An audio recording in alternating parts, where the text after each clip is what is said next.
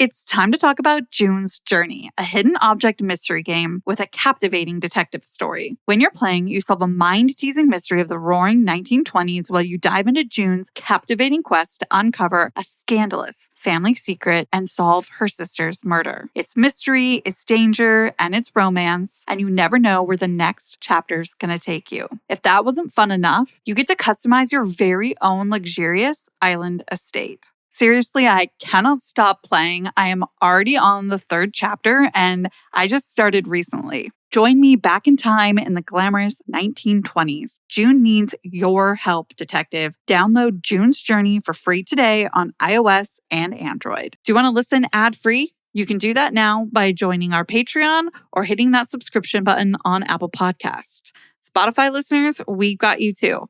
All you got to do is in your Spotify app, search The Murder Diaries ad-free. Welcome back to another episode of The Murder Diaries. I'm Paige. And I'm Natalie. We do briefly discuss in this episode the topic of eating disorders as well as mental health in this episode.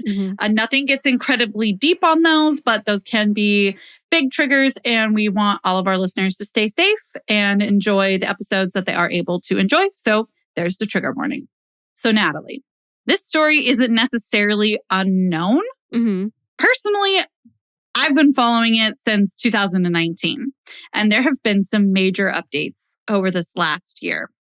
This is the murder of Bianca Devins. Used to think it's in my head, but I'm walking with the dead.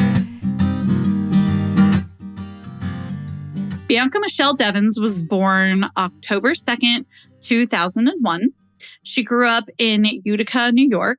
In 2019, she had actually just graduated from Proctor High School in the area, and she was about to start community college in the fall to study psychology. It was a dream of hers to study psychology. She struggled with mental illness herself, and she hoped that someday she could help adolescents who struggle with mental illness. It's been reported that Bianca was diagnosed with borderline personality disorder, or BPD. She also suffered from some sensory issues. She ran away in the past when she was about 15. She ran away to New York. We don't know much about the full story there, but I'm just wanting to provide some background and context to Bianca's short life. Right. It should also be noted that Bianca was admitted to a mental health clinic in October 2018, and she stayed there until February of 2019. So she was actively working on mental illness there around the time of her death that we're going to be discussing, and working on herself and just looking forward to things that were in the future as well, even though she had these hard things to, or should we call them a hurdle in her life to traverse. It's been said that Bianca related more to people through online relationships than out in the real world. So basically, online, when she's speaking with online friends in like chat rooms or Discord servers, things like that, she was much more comfortable and enjoyed that way of human interaction, as opposed to when she was at school, where she might feel a little bit more awkward or shy or whatever feelings she may have been feeling at the time. And that's pretty common for teenagers and just people in general these days. That's why Reddit and other online forums are so popular, because people really can feel like they can be themselves without having to be worried about saying the wrong thing, or, dressing the wrong way, or acting an uncool way or something. Yeah, just being judged in general. Absolutely. And according to her mom, she felt that her online persona was better than who she really was, which was presented in a resource as a positive, like, oh, look what online relationships and forums did for her.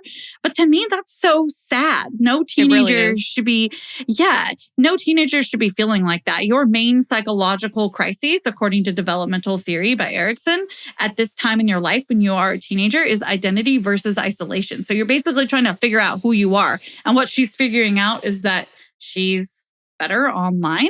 This makes no sense. Or we could see it a positive in that she found her identity, and that identity was heavily involved in the online world. So, I can see both sides there. There's a real, not to go off on a too big of a tangent, but there's this big movement right now, and I keep seeing it pop up on TikTok and Instagram about how online isn't real. And they're really pushing. And when I say they, I mean like influencers nowadays are pushing for people not to even use filters. Like just be yourself. Don't be afraid to show your wrinkles, your pores, or whatever. And I admire that. Although I have to admit that I definitely use a filter now and again. But yeah, I think the movement is important in that we don't necessarily have to look at it so black and white as like, oh, you can use no filters, or you're the type of person that is fake and on the wrong side of history using only filters. They should just be used for fun and not for self-worth, which is really important to think about. And as with anything, it's all about balance. 100%. You know, on our Instagram, I use filters all the time just for fun and expecting that you would use them. But yeah, I saw a TikTok the other day that said, if you're still using Snapchat filters, why? Like, stop. No one wants to see you with a bunch of hearts around your head. It's like, well, sometimes it's just kind of fun and it brightens up your day, and you're trying to brighten up anyone's day who's going to see it. Like, totally. It's fine. So with everything, moderation, right? So while we're talking about this online world, and we're kind of talking about the good, the bad, and the ugly, something that it did for Bianca that her mom noticed was that it gave her confidence that really did allow her to flourish and make connections. So overall, it ended up being a more positive on the daily for her. She actually became a bit of an influencer of sorts. And I use this word really lightly because I want to provide context, but it's not necessarily what we think of when we think of influencers with like 1 million, 500K followers, like nothing like that.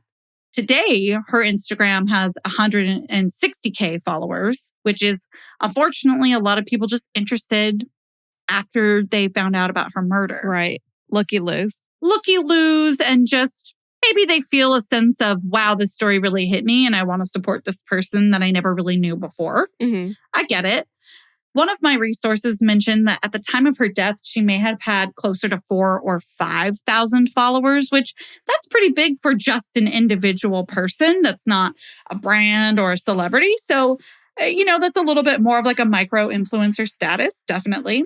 And as I mentioned, of course, people gained more interest after, which is why we see such an uptick in her following now. So we talked about Instagram. Was she just active there, or did she have her personality or persona elsewhere online?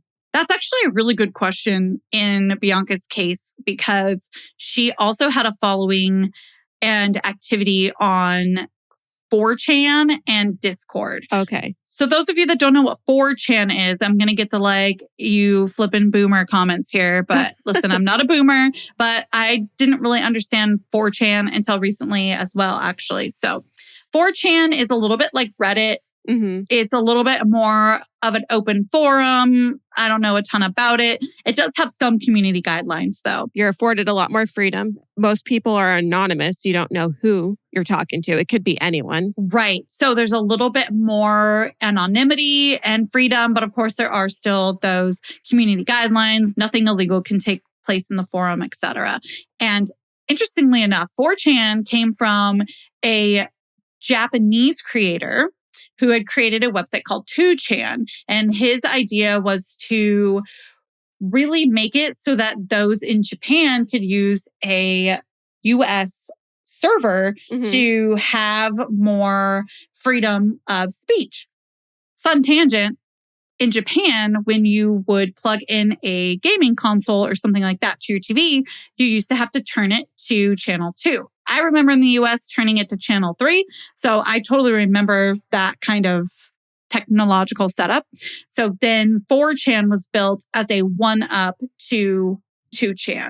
Got it. And now there's also 8chan. And 8chan is, it's a hot mess. The only thing that's not allowed is like child pornography and other illegal things like that. But that is literally the only illegal thing on 8chan. It is a crazy website. Do not go there. Do not go there. But either way, so it's kind of interesting to watch 2, 4, and then 8. Fun little tangent to include for our listeners. So aside from being active on 4chan and speaking with people there, Bianca also what you call like owned or started a server on Discord. So basically, Discord is definitely less anonymous. You're going to be more of yourself and have more of like a group setting. You have group chats and like message board kind of situation where you're literally talking to people with like interests for like whatever that server is. So if you start a server for true crime podcasts, there probably is one on Discord, and you can meet and chat with people there. You can chat with them in like a more open chat room, group chat room setup, or you can also just DM each other if you want to interact that way. So really her online persona runs the gamut of all social media really that's available if you think about it. She tended to use the name OxyChan on 4chan, and on Discord, she used Bia. Her Instagram is a little bit difficult to figure out what it's supposed to say. It's ESCTY. Some people are probably like, oh my God, it's blah, blah, blah. But I don't know what that is. And then she also has BGTFO. So BEEGTFO. If you want to look at some of her beautiful pictures, she did get a little artistic and she was a beautiful girl. So if you want to check them out, they're still active in her memory. So now that we know that she's super active on all of these sites, did she ever meet anyone in person? Like, what were her relationships like on these websites? Well, that leads us actually right into May of 2019, because this is when Bianca tells her mom, you know, hey, look, I'm going to meet up with this person. It's a new friend that I met and they live kind of nearby. Mm-hmm. So we want to meet up in person. We've been talking for a while. Now, naturally, her mom was a little bit more reserved with this idea and was like, okay, well, you know what, Bianca, like, I know this is a positive space for you and that these people have been in your life for a while now online. If you want to meet this person in real life, have them come over. Let me meet them. All right. So the mom's playing it safe, but still being open and trying to respect her daughter's wishes. I like that. Yeah, you know, I really like it too because it was such a positive space in Bianca's life for the most part, this like online world. And these people, for that reason, were really important to her. I think her mom really recognized that. So kudos to her mom for working with her daughter on a really great compromise. You know what? In the beginning, everything was pretty much normal and fine. The mom didn't really have any worries. Bianca and this friend, they had met on Instagram and then they transitioned more to speaking on Discord. Mm-hmm. It seems like Bianca would have people that she would meet kind of like on Instagram or that would start following her and she would chat with them, right? And so then she would say, hey, you're cool. Check out my Discord server. Right. So it's like a more tight-knit community. And that seems to be what happened here. So now they're talking on Discord. This guy's name was Brandon. And he lived in Bridgeport, New York, which was about an hour and a half or so away from Utica, where Bianca lived, which it's about 100 miles or so away.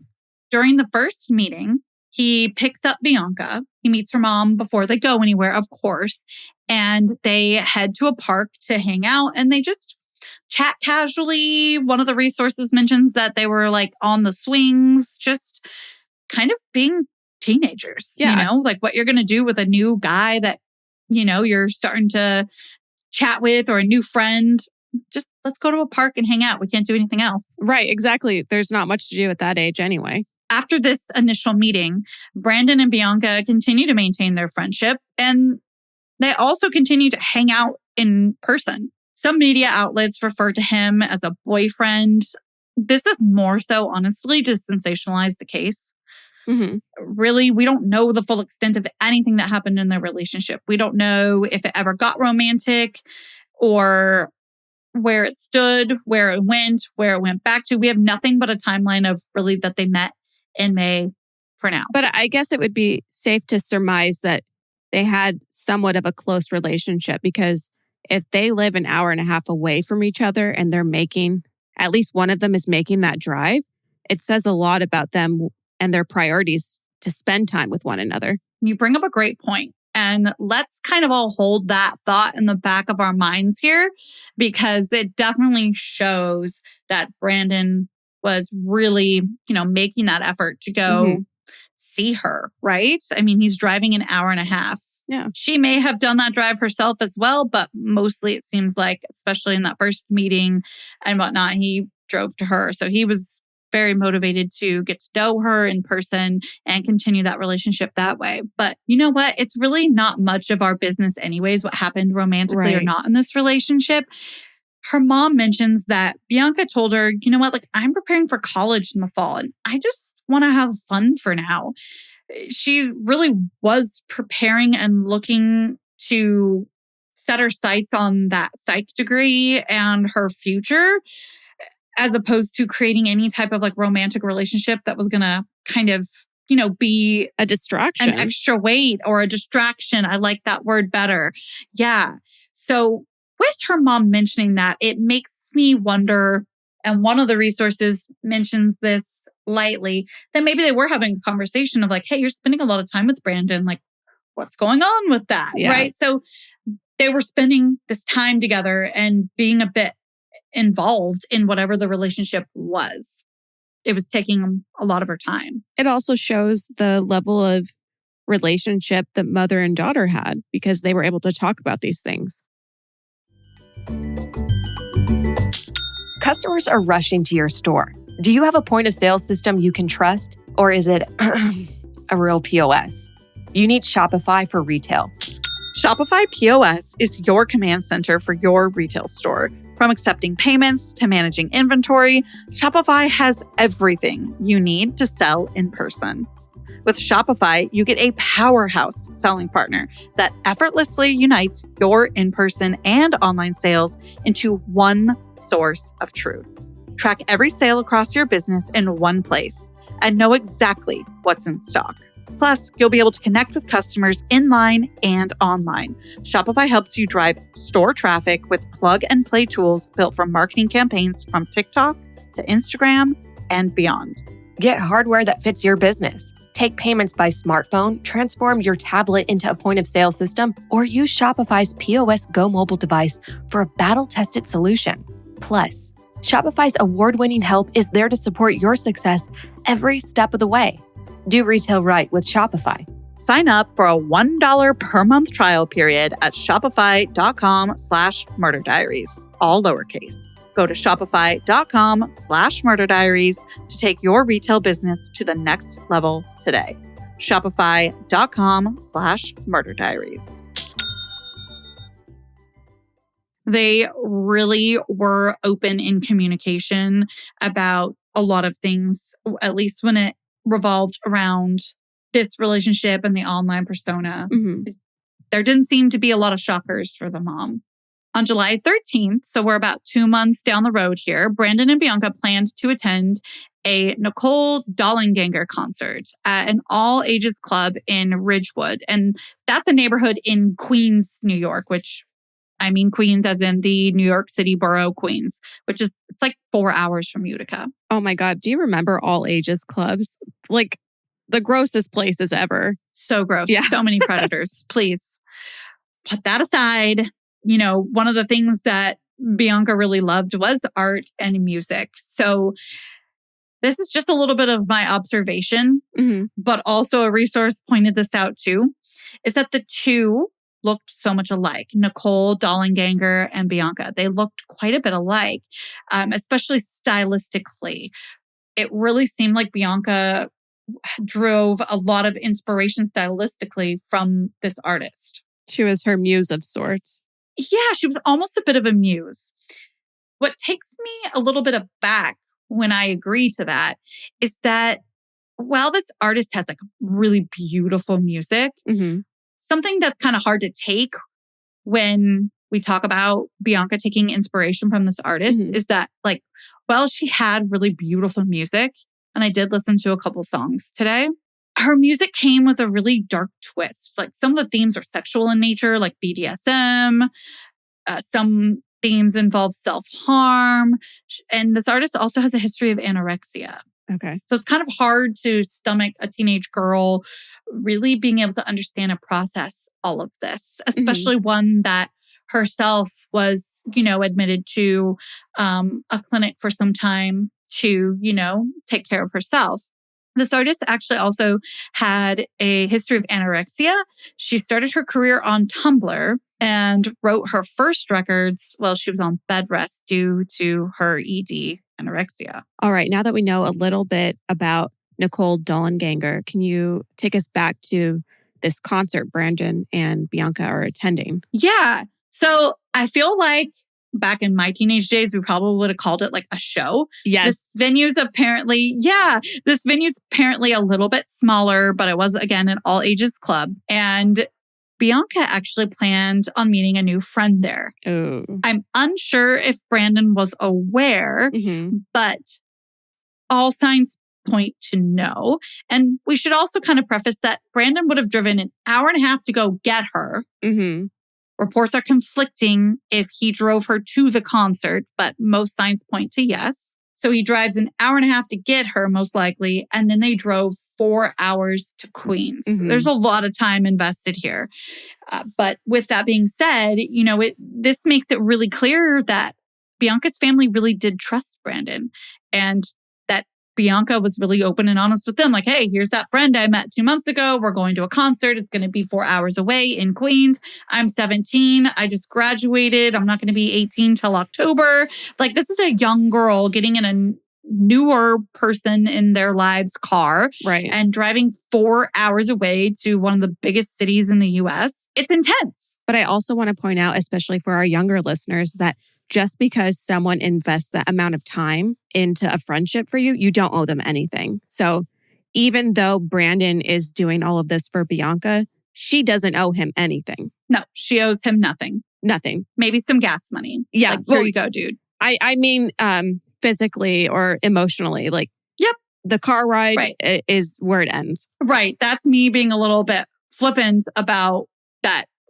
All you get credit for is the car ride, and your repayment is only monetary if that's what you require, dude. But by the way, let's be chivalrous. She's a 17-year-old girl and you're 22. Right. He was 22. And you're doing this because you're a friend and you shouldn't be expecting anything. That's really what I was trying to put out there. So let's go back to this friend. We're going to call this friend A. According to some reports, Bianca may not have told Brandon about meeting up with A. We sort of touched on that. However, it's also been reported that this is more than likely more of a romantically involved meetup. Okay. So it was purposeful in the fact that they may have been interested in each other and seeing where things went if they met in person. At some point before they left the concert, Bianca and A kissed. And Brandon was not happy about this. This is more than likely because he had a thing for her, right? We talked about all this time invested and that it kind of shows. It's pretty obvious. It's a little bit obvious. Now, listen, he could say he didn't, and that'll be his truth, but it just seems a lot like that. Apparently, he found out about this kiss or kisses, we'll get to that in a moment, on the drive back to Utica from Queens. So this is a tough situation for a 17-year-old to be in. She's got a 22-year-old adult male driving next to her 4 hours, angry about a kiss. Like, this is really a complex situation for her to deal with. He may or may not have really been around when the kiss happened. There's a lot of things from that night that are a little bit funky, but we do know he found out on the drive home. Right. So we don't know if he specifically saw it happen, but he did find out that it did happen. And that a conversation happened in the car home. Yes. Got it. So how do we know this?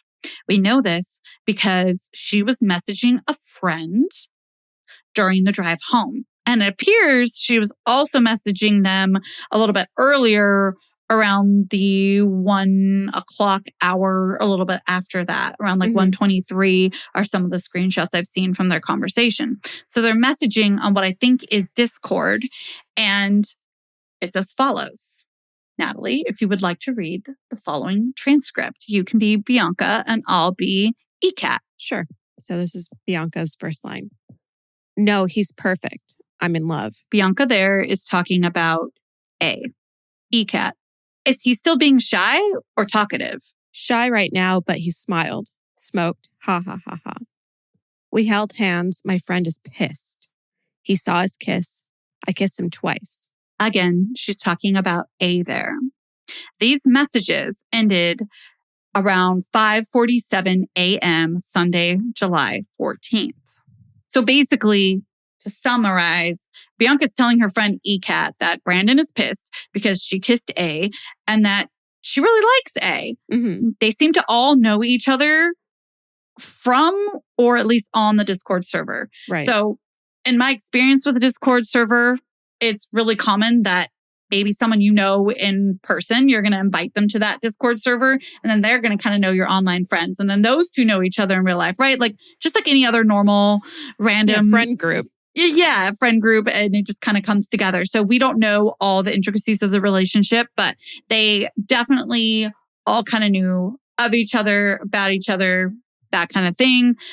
Interesting that she refers to Brandon as my friend to ECAT. So kind of up in the air how well or not ECAT is aware of Brandon. They might even be in the same Discord server and just not talk to each other. So that's where we're at with that conversation in the car. Again, it ends at about 5:47 on Sunday, July 14th in the a.m.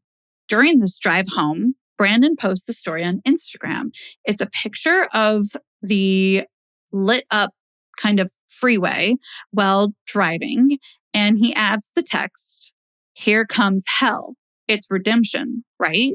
Around 6:40 a.m., Brandon began posting pictures and other items that show and document Bianca's murder. He writes in one of these forums, "Sorry, effers, you'll have to find someone else to orbit." It's believed that this was on the Discord server that Bianca owned, which would make sense in using the word orbit, right? So like you need somebody else to obsess about is basically what he's saying if you're not familiar with like the slang terminology of using orbit. According to the police report, around 7:20 a.m., police received multiple calls that Brandon was posting on social media about killing Bianca and was threatening to kill or hurt himself. I'm not going to be linking any of the photos in the show notes, but many of them do still circulate on the internet. And let me tell you, I wish that I hadn't seen any of them, really. Yeah. One of them that I've seen, unfortunately, is really graphic and without over describing, just in order to give the right homage to her story and context. In this picture, it is Bianca post-mortem with her neck slit. She's slouched down in the car, black tank top, and unfortunately just very bloody. And it is something I wish I've never seen. So please just don't search these. Get your self-controlling gear and take my light description for what you can. You do not want to see this close up of a picture of a murdered body. And I wish I never saw it. Well, and remember who's taking the photo. It's the murderer taking the photo, and he's attempting to be gruesome and graphic and get some sort of negative reaction. And that's what he does, that he accomplishes that in these photos. Right. And an appropriate news article will post the ones that aren't graphics of like the Instagram story and things like that you can see that aren't the graphic ones. Something that I want listeners to be aware of is that the family is most likely chasing these pictures down to get them removed. And this kind of gut feeling I had is reinforced by something that I mention at the end of this story that has kind of come out in Bianca's honor. So practice that self-control. Don't look at the pictures. So police are getting all these phone calls, right? Hey, this guy's posting weird pictures of my friend. It looks like he murdered her. And now he's saying he's going to hurt himself. Clearly, he's a danger to himself and others, essentially, is what they're saying. Exactly. So it didn't take long for police to find him because Brandon himself called 911, all the while incriminating himself and all but confessing to her murder. They traced Brandon's 911 phone call, and police are dispatched to a street in Utica called Poe Street. Now, Poe Street is a dead end, and it dead ends into a wooded area, just to paint a picture of where they were. This could also have been kind of nerve-wracking because they're going, Poe Street, is he in the woods? Where's this guy? Right. So police luckily didn't need to worry about that, though, because as they arrived, they found Brandon on the ground, laying on a tarp beside a black SUV. As the officer approached, he began stabbing himself in the neck. He then called for backup, and the Utica Fire Department arrived soon after. It should also be noted that Brandon changed his Instagram bio to October 6th, 1997 to July 14th, 2019. Just know that I feel no pain now. So he's basically stating that he died on July 14th, 2019 by suicide before he would have died by suicide. There's a lot of evidence here that this was an attempted murder-suicide when we look at this. And I guess I should also just issue a quick correction that he was 21 at the time, going on 22. I know I mentioned he was 22 earlier, but what's a year anyways, right? Remember the tarp that I mentioned just a moment ago that Brandon was laying on? As they're at the scene and investigating the scene and figuring everything out, they noticed that there was like hair poking out from underneath the tarp. And this is unfortunately where they found Bianca's body. Something really disturbing about the scene as well. Once, investigators were able to see the pictures and the pictures were out there and people knew that Bianca was found underneath this tarp, he apparently was taking selfies like as he was on that tarp and trying to stab himself with the police there. So the police is there, he's stabbing himself, he's taking pictures, and he's laying atop her body the whole time. It's absolutely disturbing. It's disgusting that he would feel the need to do that. Yeah, it's just really bizarre, the attention that he wanted from this murder for somebody who had never murdered before. It's clear that he sees himself as a victim rather than the suspect, the offender. I really appreciate you presenting that perspective, and I think you're absolutely right. It really does seem like he feels like he's the victim of some kind of wrongdoing or was like scorned, which, as we already spoke about, is not reason enough to murder somebody. Back to the scene, they found nearby the tarp and where Brandon was a knife, a butcher knife, which is known to be the murder weapon at this time. I'm not sure if it was the same knife that he chose to use on himself, but it's identified as what he used on Bianca. It almost sounds premeditated to me. He has a tarp. He has a butcher knife. Those aren't things that someone carries in their car for a show. I'm sorry. I'm just going to throw that out there. The knife being there definitely makes it feel premeditated to me as well. As you mentioned, who just has a butcher knife sitting in their car? What random butcher knife would you just have in your car? It doesn't make sense. Are you a hunter? I don't even think hunters have that in their car, or at least all the time. Butchers use them. It's used in the kitchen. Yeah, I just can't. And I get really heated because he did survive and was charged with second-degree murder, which, as many of us know, means that they are discounting the idea of premeditation. The DA office offered him a plea deal. They say, look, we will go for 25 years to life if you plead guilty to second-degree murder. Just plead guilty, dude. Let's wrap this up. He says no. And he pleaded not guilty on July 29th, 2019. Why? I don't know. And we could spend a whole episode discussing just this. And we could also spend a whole other episode on why it should have been first degree and talk about butcher knives and cars and why they'd be there, etc. A few months later, however, things change. On February 10th, 2020, Brandon changed his plea to guilty. A few months later, he gets a new lawyer.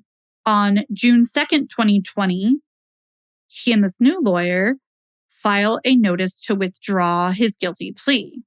They claim that his previous lawyer had failed him or kind of coerced him into changing his plea from not guilty to guilty. And now, you know what? He wants to go back to not guilty. Well, guess what?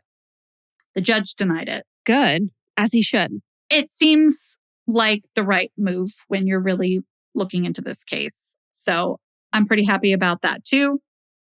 And his hearing took place September 30th, 2020. Around this time, Bianca's mom also released the following statement. On July 14th, 2019, our lives were changed forever when our angel Bianca was cruelly taken from us.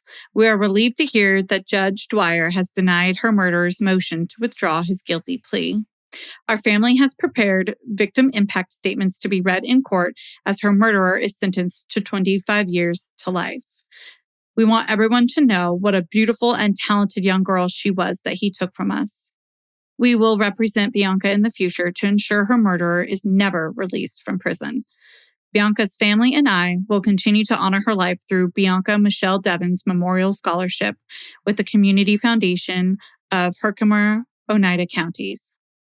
Bianca's dream and spirit will live on through students who are looking for careers in psychology to help adolescents with mental health issues.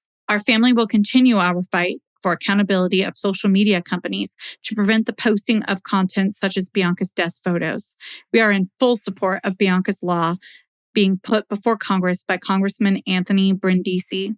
This will be another large step in holding social media companies responsible for the content they allow on their platforms. We are so grateful to the community of Central New York for their love and support. A special thank you to all of Bianca's friends worldwide. Bees Army, you have helped us through this terrible journey through the love you have given us. On September 21st, 2020, circling back to all those beautiful things that Bianca's mom included in her statement, New York Representative Brindisi and the Devins family introduced Bianca's Law. The proposed legislation would require all social media platforms with more than $10 million in revenue and over 100,000 monthly users to establish an office that is dedicated to identifying and removing violent content that violates the platform's moderation standards. So basically, okay, great, you set these guidelines, but what do you have in place for when they're broken? Right. Because are you really stopping the ability to do that? No, you're not stopping the ability to post a picture. How are you going to know whether that picture violates your guidelines or not, really, if it's not reported? And how are you going to enforce it?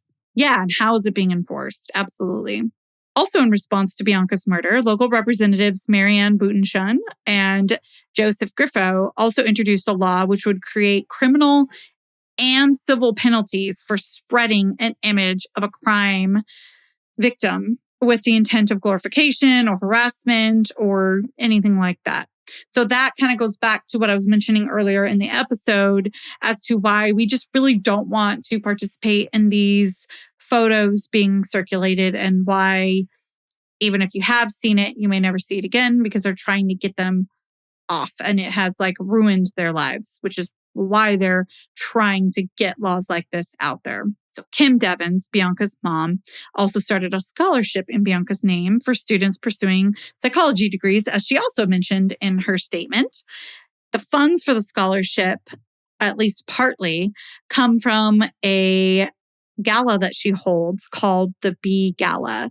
The first one was held in 2020 pre-COVID, and I hope it returns post. And finally, on March 16th, 2021, Brandon was sentenced to 25 years to life in prison. This is where we're going to leave this episode. As always, you know where to find us at the Murder Diaries Pod on Instagram, at the Murder Diaries Pod at gmail.com, and the Murder Diaries Podcast.com, where our merch is currently live. Go get your merch. All right, you know what I'm going to say, but I'm going to say it anyway. Go rate, review, and subscribe to us on Apple Podcasts or wherever you listen. It helps us keep the good content flowing. It sure does. And until then, better safe than dead. Bye. Seeking the truth never gets old. Introducing June's Journey, the free-to-play mobile game that will immerse you in a thrilling murder mystery. Join June Parker as she uncovers hidden objects and clues to solve her sister's death in a beautifully illustrated world set in the Roaring '20s. With new chapters added every week, the excitement never ends. Download June's Journey now on your Android or iOS device, or play on PC through Facebook Games.